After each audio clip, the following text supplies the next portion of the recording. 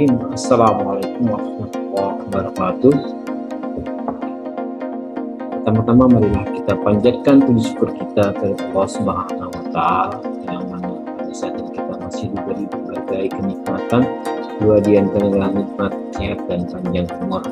Saya sangat bergembira sekali bisa bertemu dengan kalian dalam pembuatan video pembelajaran selanjutnya. Pada pertemuan kali ini saya akan share tentang materi yaitu analisa data. Ya. Oke, kita lanjutkan analisa datanya. Baik, ya, analisa data. Ya. Pada kali ini saya akan membagi tentang analisis data oleh saya sebagai magister komputer. Ini untuk jurusan seluruh jurusan di kelas 10 ya, boleh jurusan apa aja, boleh jurusan media, kafe, IPLB, akuntansi ataupun BDP. Analisis data, mari kita simak bareng-bareng apa itu analisis data. Sebelum masuk ke materi, kita akan pengenalan dulu atau pembukaan namanya abstraksi. Pada pembahasan analisis digital, kita akan mencari tahu tentang sebuah informasi digital. Jadi, bagian ini kita akan mencari informasi bentuk digital. Konsep informasi digital bisa memiliki arti yang berbeda tergantung pada konteksnya. Ya. Kemudian, berbagai macam aktivitas yang kita lakukan atau kerjakan tidak bisa lepas tanpa dukungan sebuah data, sehingga kumpulan data ini menjadi sebuah informasi. Ya, saat ini banyak informasi yang memproduksi data, bahkan sebaliknya terdapat beberapa perangkat yang membutuhkan data untuk diolah dan dijadikan informasi. Nah, jadi informasi itu kumpulan dari data-data, misalnya data. Kalau kita hanya ngumpulin huruf A saja, berarti tidak bisa informasi. Tapi kalau digabungin dengan A tambah as, huruf S jadi as, ya, atau I tambah N tambah I jadi ini, jadi berbentuk informasi. Jadi harus lengkap, itu intinya ya. Sebagai contoh, kita perlu memahami hal-hal berikut sebagai acuan untuk memperoleh data. Yang pertama itu, kalau kita ingin mencari data, di mana? Hanya di internet. Kita sudah bisa menyadari bahwa akses internet saat ini begitu mudah untuk didapatkan di platform apapun dan area manapun.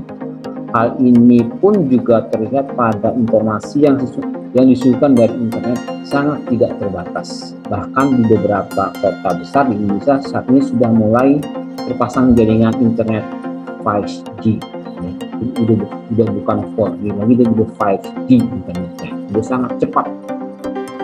Nah, oke, itu yang salah satu adalah internet. Kemudian yang kedua adalah media sosial. Kita bisa ambil juga informasi juga dari media sosial. Itu media sosial. Media sosial adalah media yang digunakan oleh pengguna atau satu dengan yang lain melalui form diskusi, interaksi, saling berbagi hal secara virtual yang bersifat daring. Media sosial. Cukup penggunaan internet, kemampuan dalam memodifikasi atau mendesain sebuah konten, dan bahasa yang mudah dimengerti dicerna sudah dapat cukup untuk menarik pengikutnya. Nah, di sini ada contoh media sosial yang keren sampai dengan saat ini, ya, seperti Facebook, Twitter, Instagram, YouTube, WhatsApp, dan lain-lain.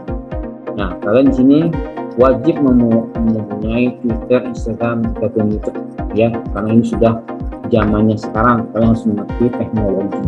Ya. Selanjutnya adalah komunikasi. Untuk komunikasi, suatu aktivitas di mana seseorang atau beberapa orang, organisasi dan masyarakat yang menciptakan dan menggunakan informasi agar terhubung dengan lingkungan dan orang lain. Nah, ini komunikasi. Ya. Pada umumnya, komunikasi dilakukan secara lisan atau verbal yang dapat dimengerti oleh kedua belah pihak. Kemudian komunikasi ini juga menjadi salah satu penyumbang untuk diperolehnya data, entah secara langsung, tatap muka, maupun digital seperti SMS, telepon, rekaman media, dan lain-lain. Ini komunikasinya. Bisa secara seperti ini, bisa langsung, kita bisa langsung seperti saat sekarang ini. Kita lagi rekam materi saya membuat materi untuk kalian. Ya, kita masuk ke informasi digital. Dan intinya adalah informasi digital. Apa sih informasi digital itu? Bagiannya di sini. Perlu diketahui bahwa informasi digital tidak hanya dideskripsikan pada kata-kata dan angka. Jadi bukan hanya kata-kata seperti saya, kamu, dan juga angka-angka 11, 12, 1, 2, 3. Apapun yang dapat dilihat atau didengar dapat dijadikan media digital, sehingga informasi ini dapat mencakup musik, gambar bergerak, atau foto karya seni. Ini termasuk informasi digital, ya. Ciri-cirinya yang perlu diperhatikan dari informasi digital adalah sebagai berikut. Yang pertama, dapat diproduksi ulang, mudah dibagikan, fleksibel, mudah dimodifikasi.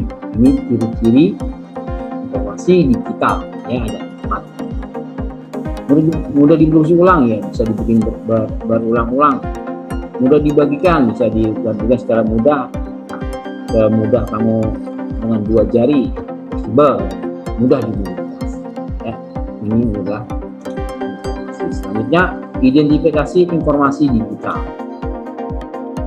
Berikut ini adalah macam-macam platform yang perlu kita ketahui. Pertama, pesan elektronik atau email. Mungkin kalian sudah tahu atau sudah punya email. Apa saja jenis spam email yang dapat diidentifikasi? Spam itu adalah sampah, ya. Kejahatan lah, email promosi, kemudian email phishing, email penawaran hadiah, kemudian ada lagi email penipuan identitas, penipuan dalam bentuk lampiran, dan email spam. Nah, ini adalah pesan elektroniknya ada berbagai macam. Ada email promosi, ada phishing, ada penawaran, phishing, penekanan, ada penawaran hadiah, penipuan lintas, dan sebagainya. Dan ada 6 digital, ya. Selanjutnya yang B, informasi melalui pesan pribadi. Contohnya periksa URL atau alamat situs website. Kita punya website pribadi, kita periksa, kemudian baca sebelum berinteraksi, seperti kita membeli suatu toko online, baca dulu sebelum kita memulai membelinya. Kemudian informasi multimedia, apa aja yang dapat multimedia dapatkan, itu adalah salah satu. Kedua, yang ketiga, keamanan informasi digital. Nah, keamanan informasi sekarang disingkat menjadi InfoSec, informasi security, adalah praktek melindungi informasi dengan mengurangi risiko informasi. Informasi dilindungi dapat dalam bentuk apapun, misalnya elektronik atau fisik, seperti dokumen penting atau bahkan beberapa pengetahuan. Ya, ini contohnya kalau kita punya dokumen seperti Word, kita pakai apa? Pakai password. Kemudian HP kita pakai password. Kemudian membuka laptop ada passwordnya. Semua dilindungi.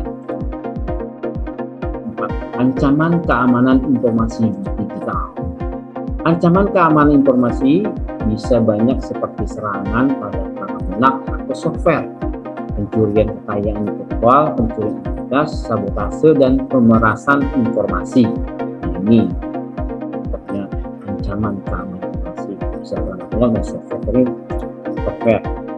Ancaman dapat berupa apa saja yang dapat memanfaatkan kerentanan untuk membongkar keamanan dan biasanya mampu mengubah, menghapus, merusak informasi pribadi atau organisasi. Serangan pada perangkat lunak adalah teridentifikasinya dari virus, worm, trojan, horse, dan lain-lain. Mereka ini adalah perangkat lunak berbahaya yang meski memiliki perilaku yang berbeda namun mampu merusak perangkat lunak yang kita miliki. Kalau kita terkena virus, ada worm, trojan, ini biasanya kita sering menggunakan internet, maka virus mudah masuk. Ancaman-ancaman pada keamanan informasi pribadi atau organisasi ini adalah sebagai berikut. Pertama, ada malware, ada pencurian kekayaan intelektual, ada pencurian identitas, ada sabotase situs web, pemerasan informasi. Kalau malware itu biasanya berupa macam virus ya. Virus juga bisa malware, virus pencurian kekayaan intelektual. Kita sudah bikin yang pemerasan identitas, seperti KTP, kita dan sebagainya. Kita tahu sabotase situs web.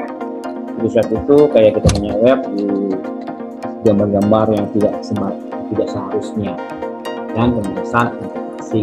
Ya, jadi ancaman pribadi atau organisasi. Selanjutnya, kelemahan informasi digital. Kita juga punya kelemahannya. Di antaranya itu adalah keamanan datanya. Kalau kita dulu masuk ke informasi digitalnya, pasti keamanan datanya harus dijaga benar.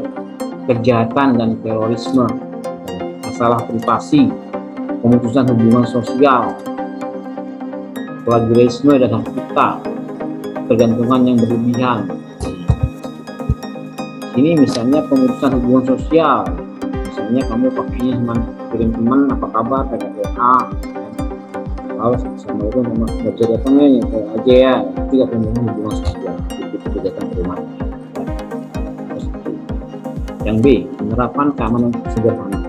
Dalam peranan informasi yang bersifat rahasia, penerapan keamanan data perlu dilakukan agar data yang kita miliki tidak dengan mudah diakses oleh orang asing, seperti pembocoran, pencurian, modifikasi data yang kita miliki.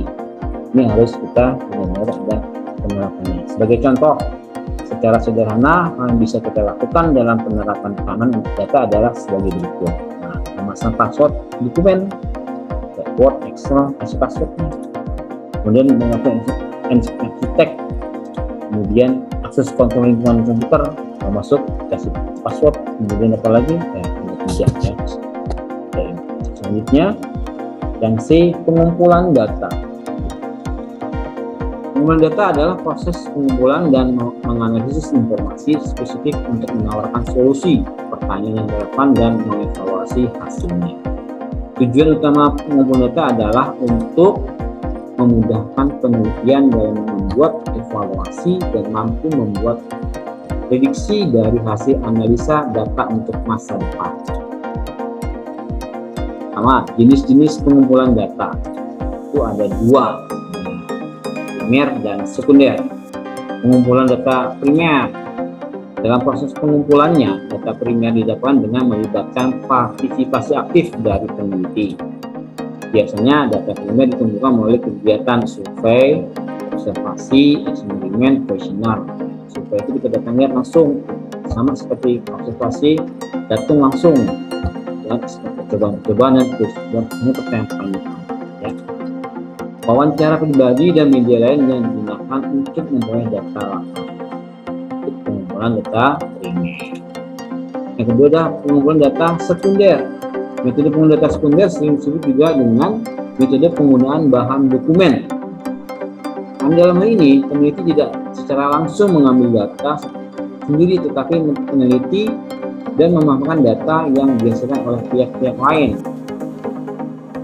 Contohnya nih, kalau kita kuesioner, bikin Google Form, atau kasih ke sekolah, suruh ngisi, itu data sekunder. Ya. Yang kedua, pentingnya pengumpulan data. Apa sih kita ngumpulin data, ya kan? Ada banyak alasan yang mendasari pengumpulan data, terutama bagi seorang peneliti. Kalau seorang peneliti, data ini penting banget untuk mengambil keputusan. Ya. Berikut adalah alasan mengapa pengumpulan data itu penting. Yang pertama, mengurangi kemungkinan kesalahan. Ya. Yang kedua, mengambil keputusan. Yang ketiga, hemat biaya dan waktu. Terus yang keempat, mendukung kebutuhan dari ide, gagasan, atau inovasi baru. Ini adalah mengapa kita menggunakan data. Ya. Metodenya gimana caranya? ada wawancara, kemudian itu apa aja wawancara, seperti perekam suara, digital, kamera, perekam video. Ada lagi kuesioner. Caranya, kuesioner adalah proses pengumpulan data melalui instrumen terdiri dari serangkaian pertanyaan dan petunjuk ya, untuk merespon dari individu yang berbicara. Jika ada studi kepustakaan. Nah, studi kepustakaan ini kita cari ke perpustakaan, mencatat buku-buku yang ada. Ya, demikianlah materi analisa materi yang terakhir dari saya. Mudah-mudahan kalian menikmati. Yang belum subscribe, silahkan subscribe. Terima kasih. Wassalamualaikum warahmatullahi wabarakatuh.